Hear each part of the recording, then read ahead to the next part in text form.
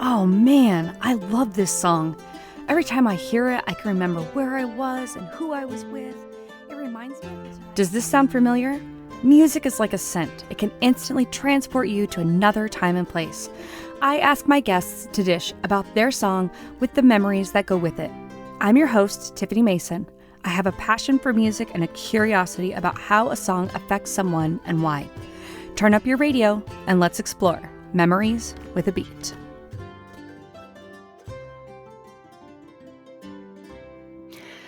Hello, Podcast Land. Thank you for joining me for another episode of Memories with a Beat. And today I have Clementine Moss with me, and we are going to be talking about Led Zeppelin. And I'm going to go off on a really short tangent before we dive into this episode. So last night I watched the Priscilla movie, and I learned that Elvis Presley passed away in 1977. Okay. I thought that he died in the 60s. Okay. Then today, Clementine has picked a song by Led Zeppelin. And I thought that they were from, I don't know. I thought that they came on the scene much later. I didn't realize they started making. So the song we're talking about is on their fourth album, and that was in 71. And so they had a lot of music beforehand.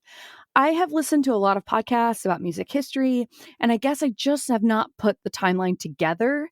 So as I'm getting older and gaining more appreciation for the music and the music of my childhood and my high school years and my, first adulthood years, I'm starting to get more clear of a timeline. So I have to laugh at myself a little bit. And if you feel like you need to laugh at me, I get it. I thought that Led Zeppelin started like mid 70s. I thought that that was when they started. Mhm. So I'm not sure why though, because my music was all, Whitney Houston, Michael Jackson, Paula Abdul, all of those. So anyways, I had to laugh at myself and just kind of go, huh, okay. So the timeline is vastly different than I thought. Well, yeah, and another really funny thing about it is, Led Zeppelin, I think their first album came out in '69, I believe, and Okay. so that's 2 years and 4 albums, right? That's a So, lot. they were together for really a total of 11 years because John Bonham died in 1980, and so in that time, they have 9 albums, right? So, it's like they were working. Cooking. They were moving hard, and there was a lot of pressure for them to just keep going, keep producing, keep producing, keep Mm, producing. And I think that that was, kind of the idea behind a lot of those kind of superstar bands at the time was like just like yeah. output, output, output, output. So they did a lot in a short amount of time. The other thing that always kind of freaks me out a little bit is to think I think that they were like 23, 24 when, when they were, first really, when they were superstars. I mean, Mm, Jimmy Page and John Paul Jones were studio musicians, right? So they were kind of already really accomplished, but they were still so young. yeah. Bonham and Plant were, I think, a couple of years younger than them. So it was kind of remarkable. Like time seems different now somehow. Yeah.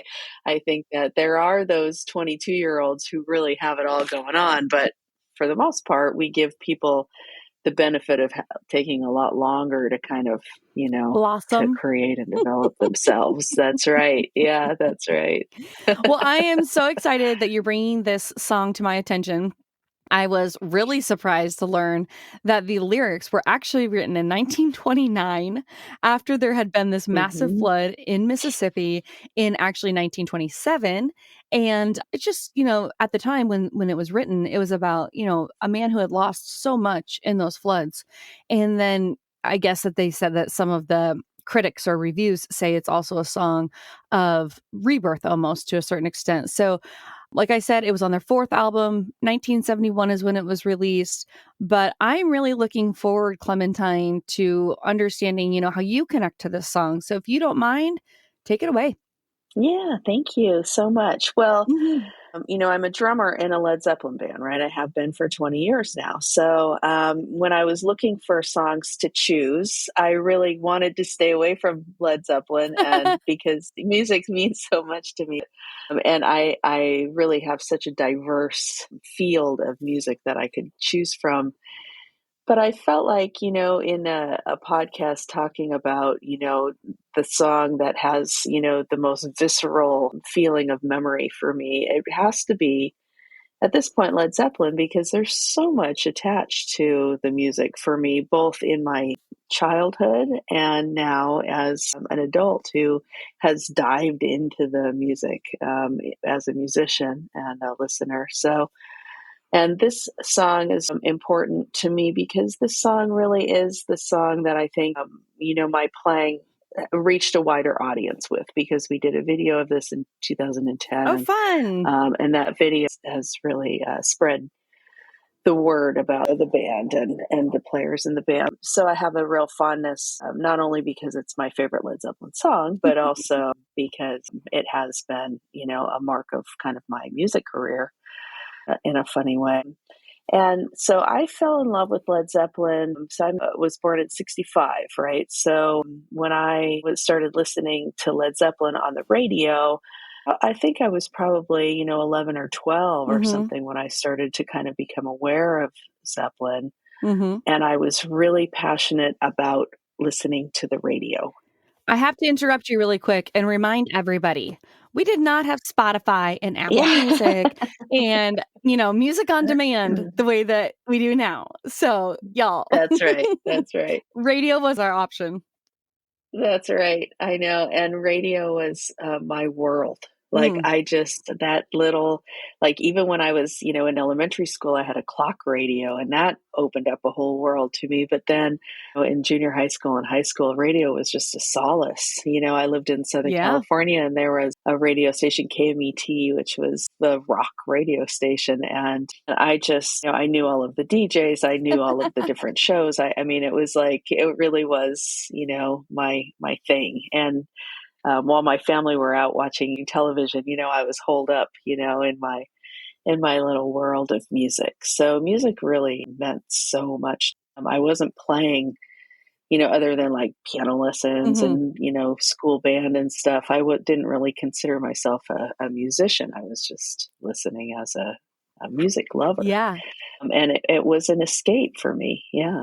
Yeah. Well, I think it's interesting that you bring up that, first of all, you tried to stay away from it because so many times people are like, I had a girl on that is a big Swift fan, and she was like, I was trying so hard because everybody knows me as a Swiftie.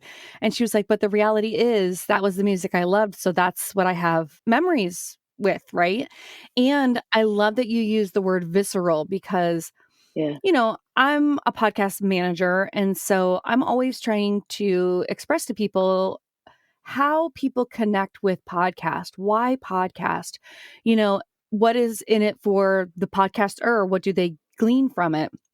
And part of it is there's something when you physically do something and listen to something, it becomes more part of your body, or your body clings to it a little bit more rather than just sitting and watching.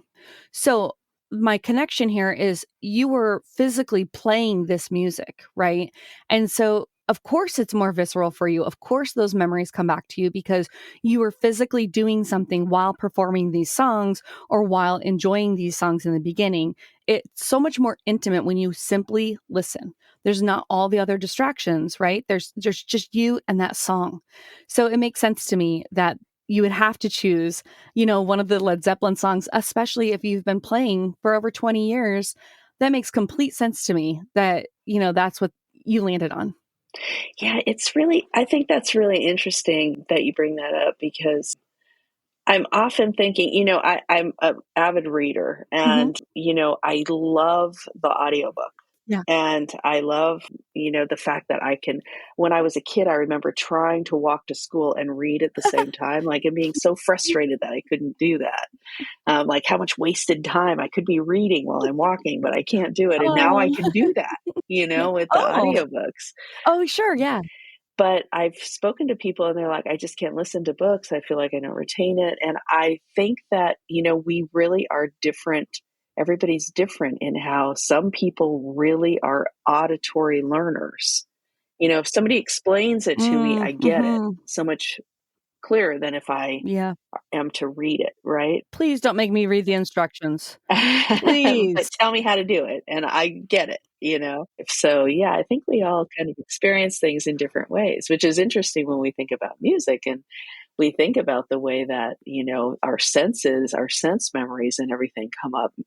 For me, I don't know that I can pinpoint a moment necessarily in time where I was listening to When the Levee Breaks, but I definitely have the feeling of what it was to be in that room and remember hearing this music transporting me Mm, over and over in many different situations. yeah, Yeah. interesting. Well, it brings me to the question of when you used to buy, the record or the CD, did you have to check out the music first, or were you really more about the lyrics?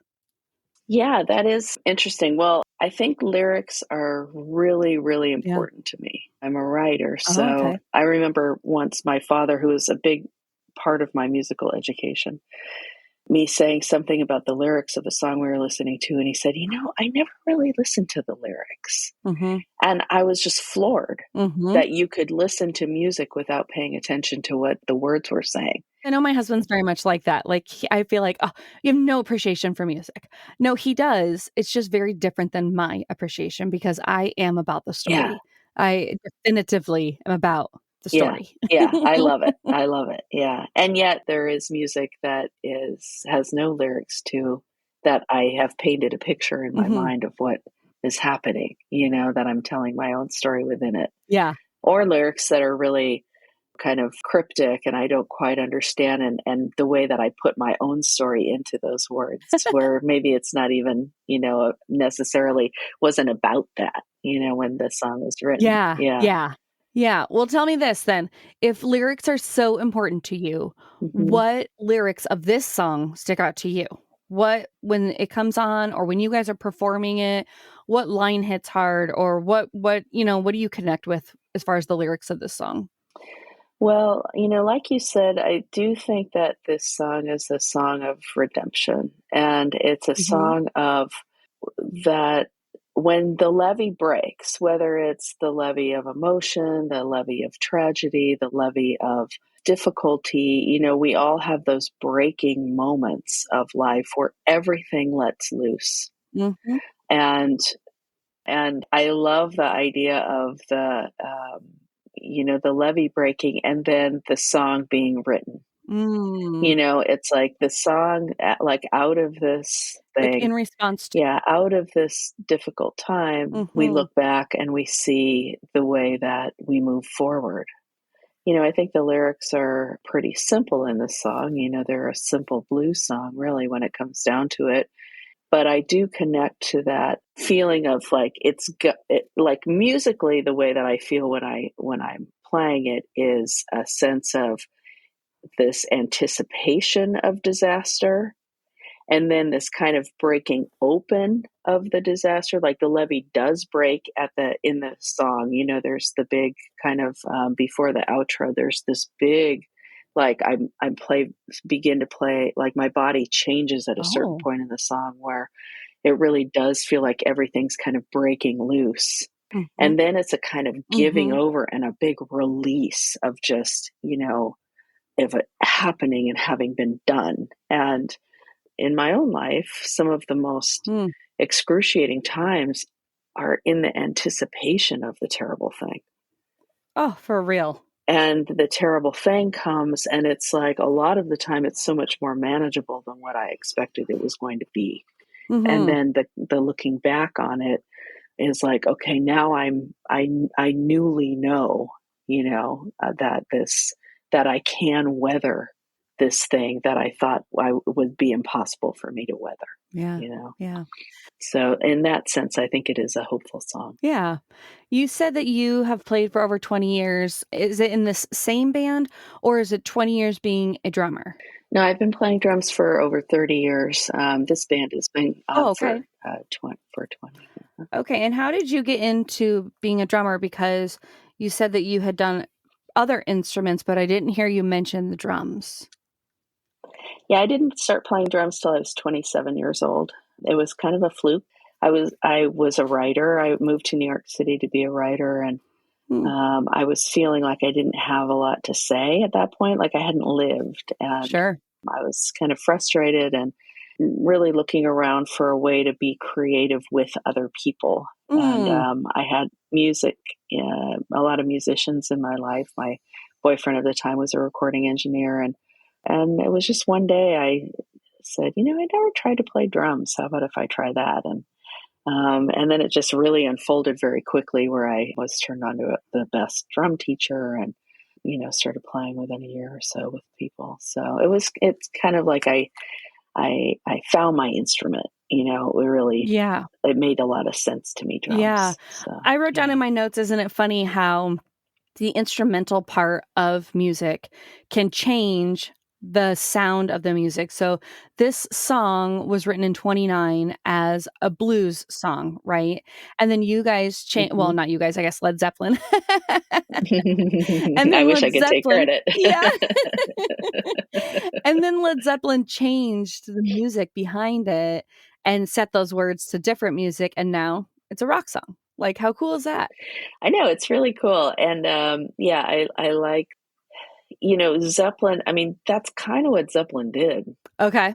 You know? Mhm. I mean, that's kinda Zeppelin's whole thing is and that's kinda what the Stones did, and that's kinda what the Beatles did, is they were looking at these heroes, these kinda unsung heroes of American music, American blues music, and taking it and saying, "Okay, we're gonna play these songs," and realizing like, "Oh, actually, no matter how much you try to be faithful to a song that was already written, you're you and you have your own influences and your own experience, and you begin to play the songs and realize that it makes sense for you to play them with your voice, and Hmm. then that's what happens. And Zeppelin, the detractors of Zeppelin will say, well, they just ripped everybody off, and but I don't think that that's the way to look at it. I think the way to look at it is they have this great inspiration for this music, great love of this music, and were doing it, performing the music with their own voices, their own passionate voices. And Jimmy Page took the song and changed the way that the guitar line was in the song. It's not really so much about the notes, it's more about like the progression of the music underneath the vocal. So, I'm happy they give credit to Memphis Minnie.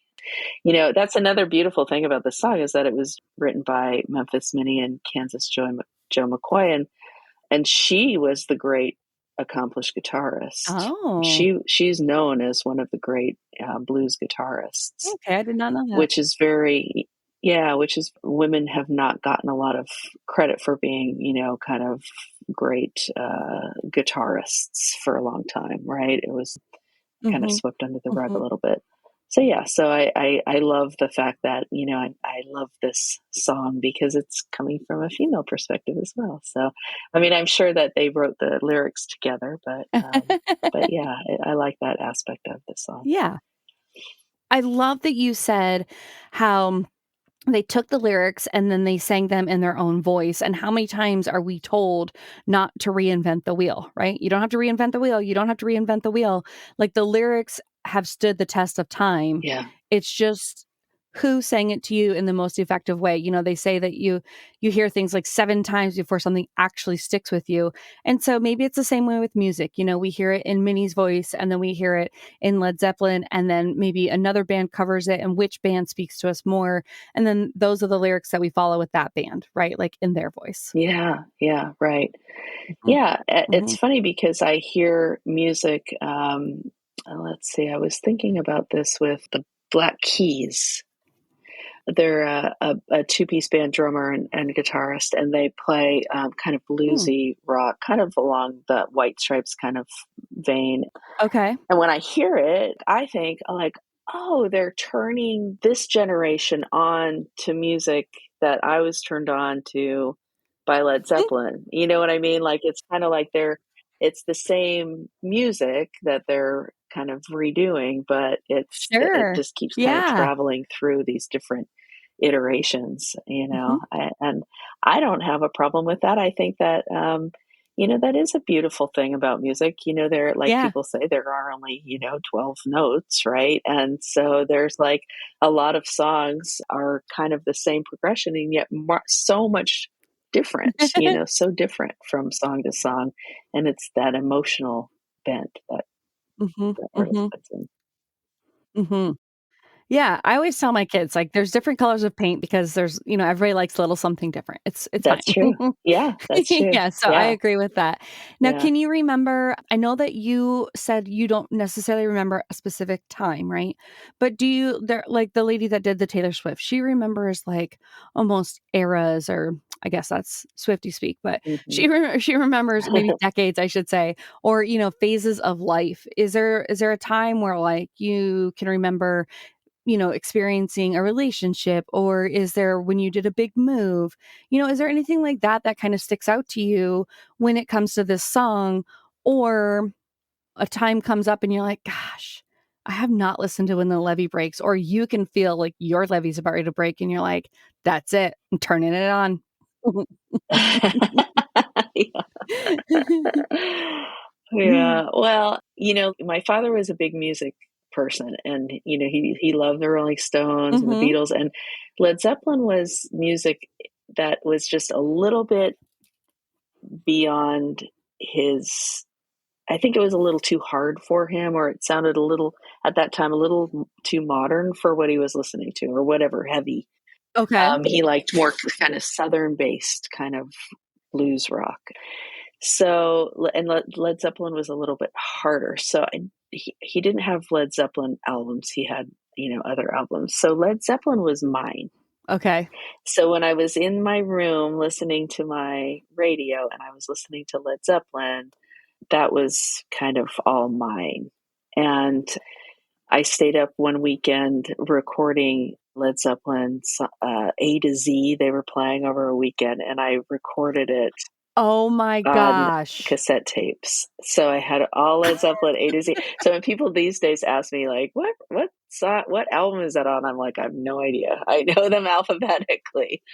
Um, I know, and I remember just lying late at night listening to Led Zeppelin, like, I mean, it was so transportive, like, I don't even know where I went. That is Yeah, the exact word I had in my yeah, head, yeah, transportive. yeah.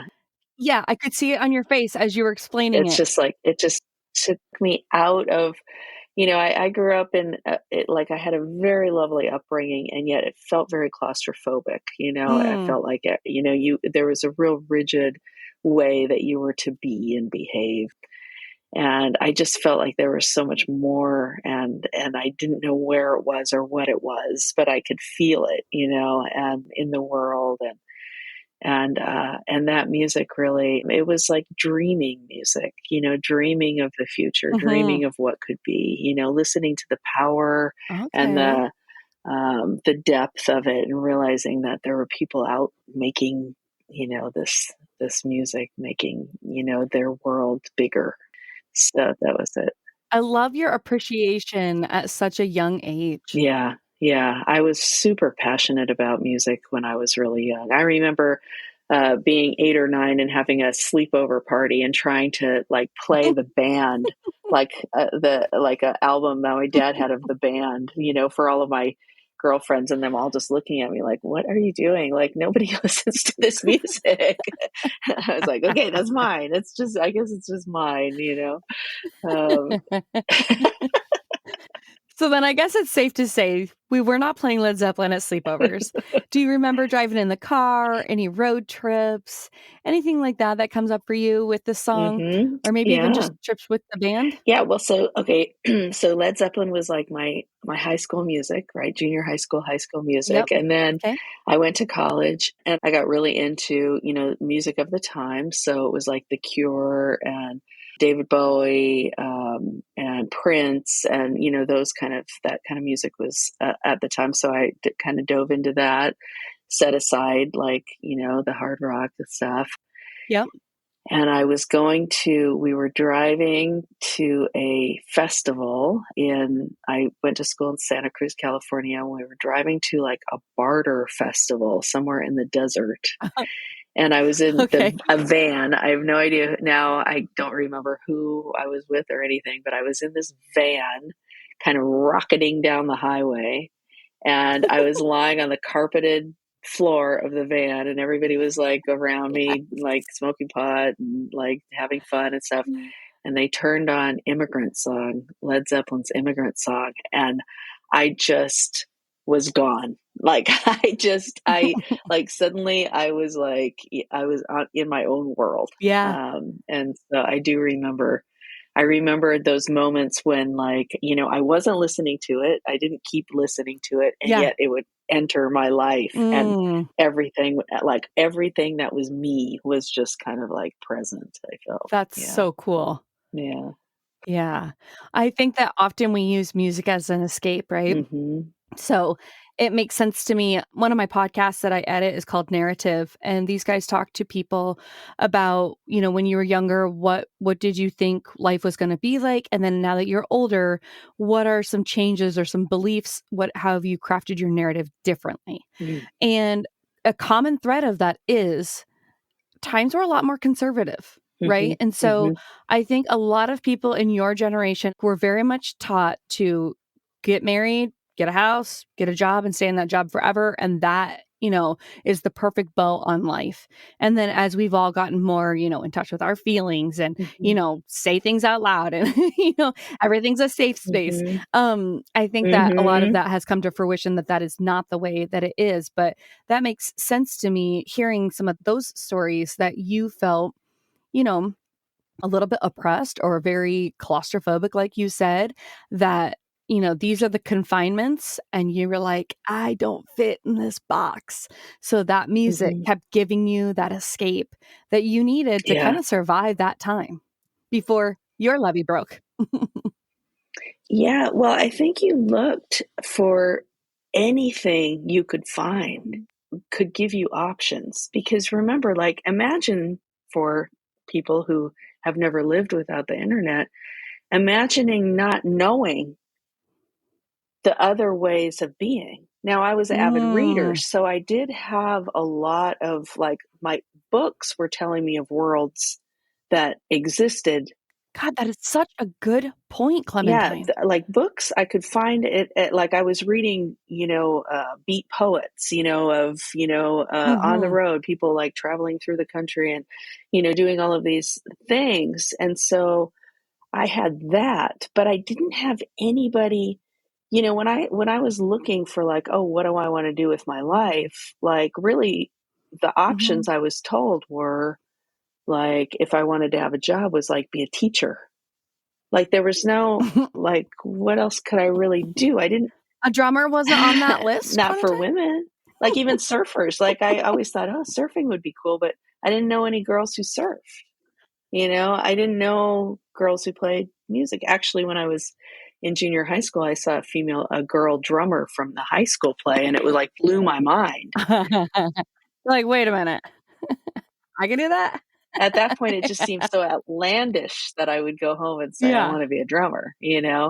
So we didn't have, like, the world didn't open up for us in that way. Like, now I can just go on the internet and I can be like, "Can I be a so and so?" And you see, like, the people being like, whatever it is that you can imagine is there, and even more. And at the time that I was growing up, I didn't, like, where were the horizons? Mhm. Like, I didn't, unless I met somebody in person who was doing something that maybe would spark me that way.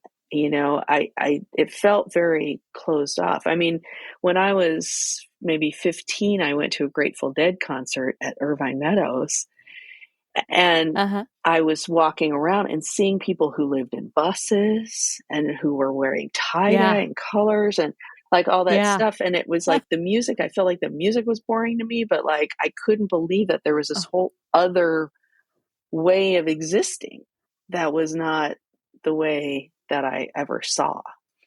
So, yeah, music is an escape, it's also possibility. yeah. Yeah. I love that framework that you're putting on that because if we interviewed, you know, I have a 23-year-old. I mean, if we interviewed him in 20 years, what would his take be? Do they have the same kind of narratives? Because I think that's maybe where these narratives kind of came from. Because we really Mhm. did only have our houses as an example, and we didn't have the internet. My mind is being blown right now. That's such an awesome observation that it's so true. Like these kids now, they know that the sky's the limit, but Yeah. we sure did not know that.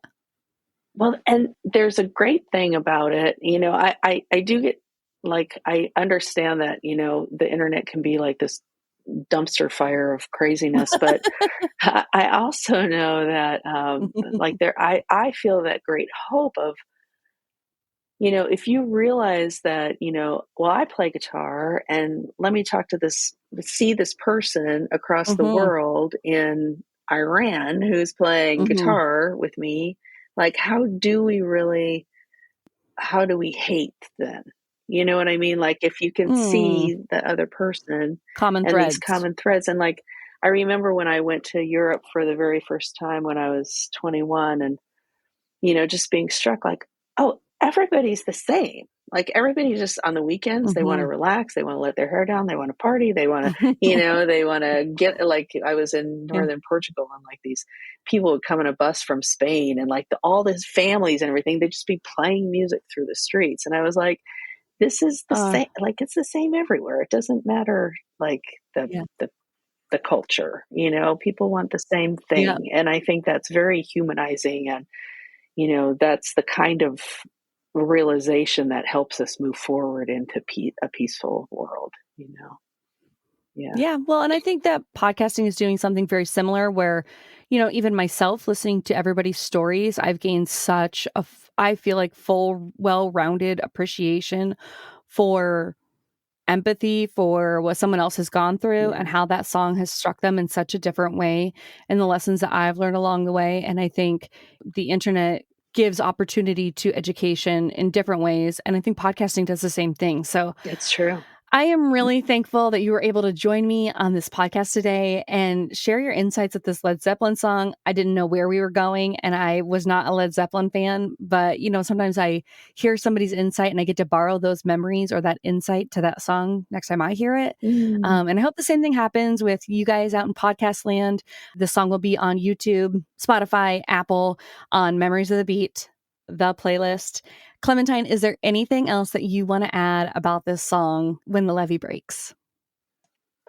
Well, next time you listen to this song, if you've listened to it a million times or even the first time, just take a listen to focus on the drums.